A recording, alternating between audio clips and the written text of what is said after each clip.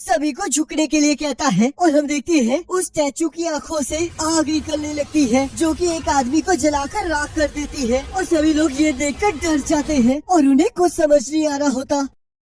हमें यहाँ 3 साल पहले का दृश्य दिखाया जाता है जहाँ एक आइलैंड पर हलचल हो रही होती है। तब वहाँ एक सोल्जर अपने कैप्टन से कहता है क्या हम उनकी मदद नहीं करेंगे। तब कैप्टन कहते हैं तुम्हें भी पता है कि हम इसमें कुछ नहीं कर सकते क्योंकि हमारे हथियार उनके सामने बेकार हैं, तो इसलिए हमें इस सिचुएशन को उन हंटर्स पर ही छोड़ देना चाहिए। और यहाँ आइलैंड पर बहुत सारे हंटर्स बहुत बड़ी बड़ी चींटियों के साथ लड़ रहे होते हैं। अगर हमने इन्हें यहाँ से जाने दिया तो सब कुछ खत्म हो जाएगा, तो इसलिए सभी लोग इन्हें यही रोकने की कोशिश करो। और तब हम देखते हैं कुछ हंटर्स अपनी मैजिकल पावर से उन चींटियों पर हमला कर देते हैं, पर उन चींटियों पर उनके हमले का कोई असर नहीं होता और तब वो उन सभी हंटर्स पर हमला कर देती है और उन्हें खाने लगती है। तब एक पर्सन सोचता है लगता है अब मेरा अंत आ चुका है, और तभी वहाँ एस क्लास हंटर मीन आकर उसे बचा लेता है और अपनी हीलिंग पावर से उसके सारे जख्मों को ठीक कर देता है। और तभी कुछ चींटियां उस पर हमला कर देती है पर उसका साथी यूनसॉक उसे बचा लेता है और तब यूनसॉक और योनहो मिलकर वहाँ पर बची बाकी चींटियों को हरा देते हैं। तब बाकी हंटर्स उन एस क्लास हंटर्स को देखकर बहुत ज्यादा खुश हो जाते हैं। तब यूनसॉक कहता है मिन, इस बार तुम कुछ ज्यादा ही जल्दी आगे बढ़ गए। मुझे माफ कर देना, पर मैं कुछ जाने बचाना चाहता था और वैसे भी मुझे पूरा भरोसा था कि तुम तो मुझे बचा ही लोगे। और तभी हम देखते हैं वहाँ पर एक बड़ी सी व्हाइट कलर की चींटी हमला कर देती है और तब योनहो और यूनसॉक उस चींटी के साथ लड़ने के लिए आगे बढ़ने लगते हैं। तब यूनसॉक उस चींटी पर अपनी लाइटनिंग से हमला कर देता है और योनहो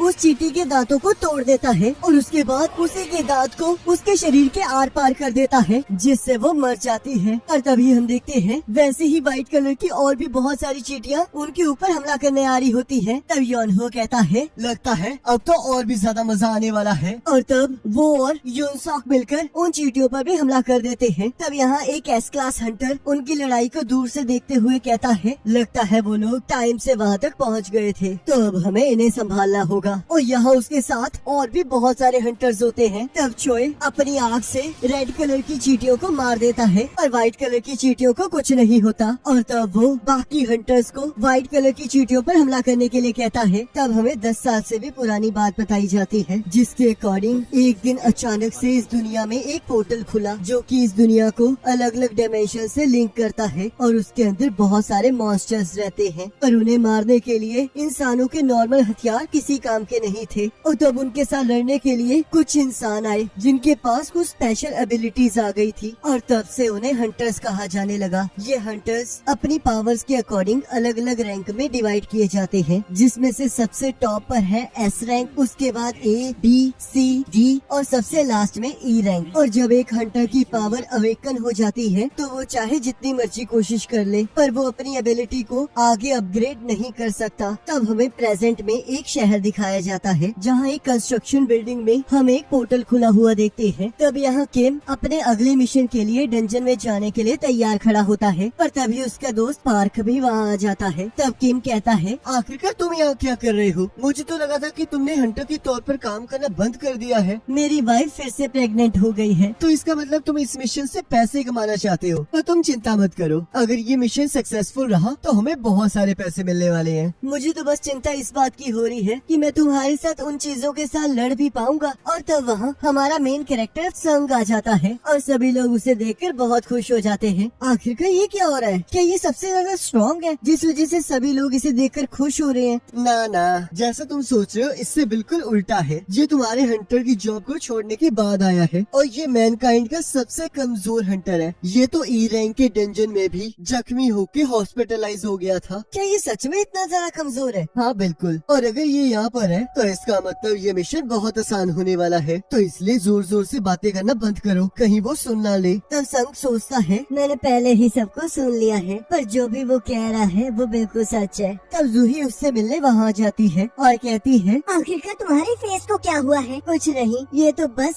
अब तो हर बार की कहानी हो चुकी है। मैंने सुना था कि तुम हॉस्पिटल में एडमिट थे। वो एक ई रैंक डंजन था और मैं उसमें बहुत बहुत ज्यादा जख्मी हो गया था। पर क्या उनके पास कोई हीलर नहीं था? बाकी सभी लोग बहुत हाई रैंक हंटर्स थे, तो उन्हें हीलर की कोई जरूरत नहीं थी। और वैसे भी इसमें मेरी गलती है, क्योंकि मैं उनसे बहुत ज्यादा वीक हूँ, और तुम्हें भी इस बात का एहसास तो हो ही गया होगा। तो चलो, लगता है जाने का वक्त हो चुका है। तब यहाँ सॉन्ग कहता है, अगर किसी को कोई प्रॉब्लम ना हो तो मैं इस मिशन का कैप्टन बनना चाहूँगा। और तब हम देखते हैं किसी को इससे कोई प्रॉब्लम नहीं होती है, क्योंकि सॉन्ग एक हाई रैंक हंटर होता है। और तब सभी लोग एक एक करके उस पोर्टल के अंदर जाने लगते हैं। संग, हमारे पीछे ही रहना और ध्यान रखना कि कहीं तुम्हें चोट न लग जाए। तो संग अपने नाइफ को देखकर सोचता है, ये एक छोटी नाइफ है जिसके अंदर बहुत कम पावर है, पर मैं अपनी इनकम से बस इसे ही खरीद सकता हूँ। और कहता है, तो चलो फिर आज कुछ कमाल कर दिखाएं। तब यहाँ एक पर्सन प्रेसिडेंट गो से गवर्नमेंट के साथ हुई मीटिंग के बारे में पूछता है। तब प्रेसिडेंट गो कहते हैं, वो हमेशा से बस एक ही चीज कहते आ रहे हैं कि हमें इस डंजन को ब्रेक होने नहीं देना है, और साथ में जो भी चीजें इन डंजन से मिलती हैं, उन चीजों को उन्हें सप्लाई करते रहना है। तो गाइस, डंजन ब्रेक ऐसी चीज है जिसके अकॉर्डिंग अगर 7 दिन के अंदर अंदर जो डंजन अपीयर हुआ है उसे क्लियर ना किया जाए, तो उस डंजन की जितने भी मॉन्स्टर्स हैं वो बाहर आ जाएंगे और दुनिया को तबाह कर देंगे। तो प्रेसिडेंट गो कहते हैं, गवर्नमेंट जो कह रही है उसमें कोई गलत बात भी नहीं है, क्योंकि हम सभी लोग भी उन्हीं डंजन से मिली हुई चीजों को बेचकर जी रहे हैं। और जब हम उन मैजिकल मॉन्स्टर्स को काटते हैं तब उनके अंदर से एक क्रिस्टल निकलता है जिसे हम मैजिक जेम्स कहते हैं, और हम इन्हें ही बेचकर अपना पेट पालते हैं। और तब यहाँ हम देखते हैं संग एक मॉन्स्टर को मारकर उससे क्रिस्टल निकाल लेता है और उसे लेकर बहुत खुश हो रहा होता है। और तभी एक मॉन्स्टर उस पर अटैक कर देता है जिससे उसके चाकू पर क्रैक आ जाता है। तब संग उस मॉन्स्टर के हमले से बचते हुए जैसे उस पर हमला करता है, हम देखते हैं उसका वो चाकू टूट जाता है और वो मॉन्स्टर अपनी तलवार को संग के पेट में डाल देता है। और तभी पाक आकर उसे बचा लेता है और जूही को संग को हील करने के लिए कहता है। और जब हम देखते हैं बाकी सभी लोग उन मॉन्स्टर्स का बहुत बहादुरी से सामना कर रहे होते हैं। तब यहाँ प्रेसिडेंट गो कहते हैं, जो मैजिक जेम्स हम हाई रैंक मैजिक बीस्ट से हासिल करते हैं उन्हें हम पावरफुल वेपन्स में कन्वर्ट कर लेते हैं, ताकि हम ताकतवर मैजिकल बीस्ट्स को हरा सके। और इसके साथ साथ हमें वहाँ पर माना क्रिस्टल्स भी मिलते हैं और उन्हें भी हम वेपन्स के तौर पर यूज कर सकते हैं, पर वो मैजिक जेम्स जितने ताकतवर नहीं होते। पर यहाँ गवर्नमेंट उन्हें एक न्यू तरह की एनर्जी के तौर पर यूज करना चाहती है। ये चीजें न्यूक्लियर पावर जितनी खतरनाक नहीं है और हाइड्रो, विंड और जियोथर्मल पावर से ज्यादा एफिशिएंट है, और इससे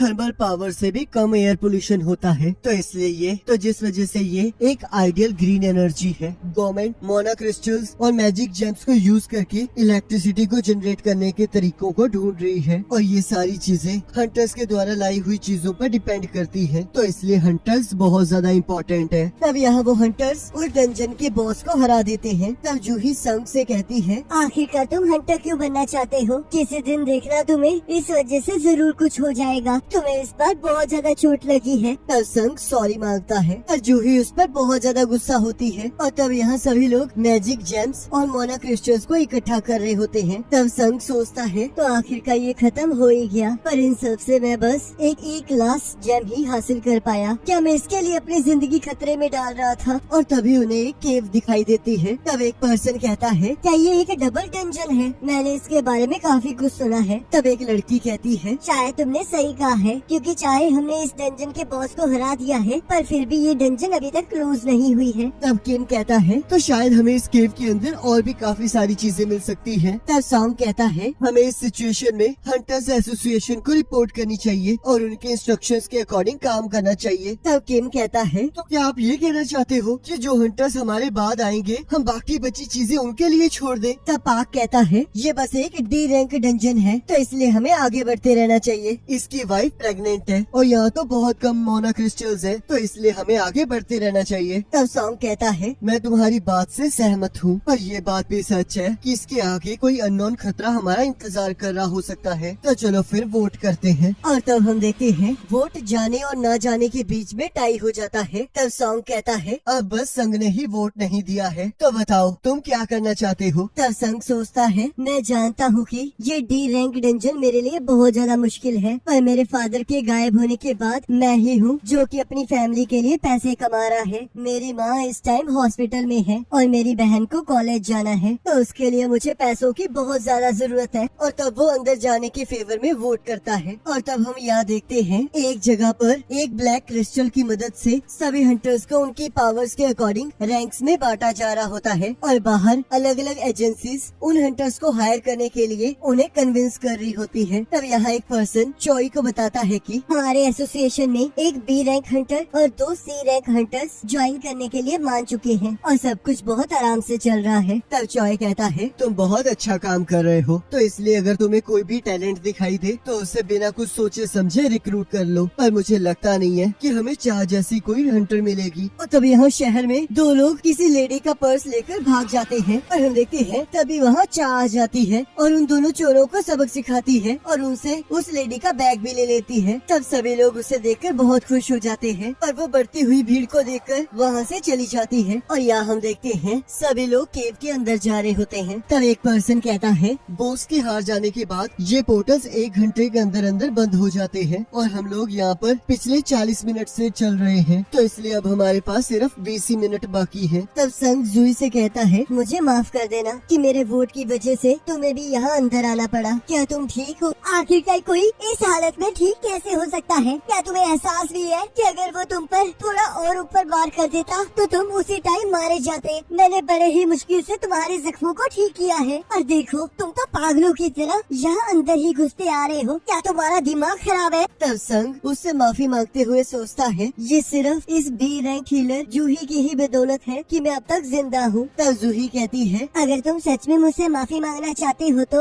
तुम्हें अगली बार मुझे खाना खिलाना होगा। जिसे सुनकर संग हैरान हो जाता है। तब जूही कहती है ऐसे मुंह क्यों बना रहे हो? क्या तुम्हें मेरे साथ खाना खाना अच्छा नहीं लगता? ऐसी कोई बात नहीं है। और तब उन लोगों को वहाँ बॉस का रूम मिल जाता है। तब किम कहता है इतने बड़े दरवाजे को देखना तो बहुत रेयर बात है। तो चलो अंदर चले, क्योंकि अब हम बिना कुछ हासिल किए वापस नहीं जा सकते। तो चलो फिर सभी लोग इकट्ठा अंदर जाएं और इकट्ठे बाहर आएं। तो मैं सही कह रहा हूँ ना कैप्टन? और तब सॉन्ग हाँ कहता है। तब यहाँ हंटर एसोसिएशन के प्रेसिडेंट गो कहते हैं आप सभी का यहाँ स्वागत है। आप में से कुछ लोग फ्यूचर में हंटर्स बनेंगे और कुछ लोगों को ऐसे ही वापस जाना पड़ेगा। ये पोर्टल्स इस दुनिया में 10 साल से भी पहले से एग्जिस्ट कर रहे हैं और ऐसी बहुत सारी मिस्ट्री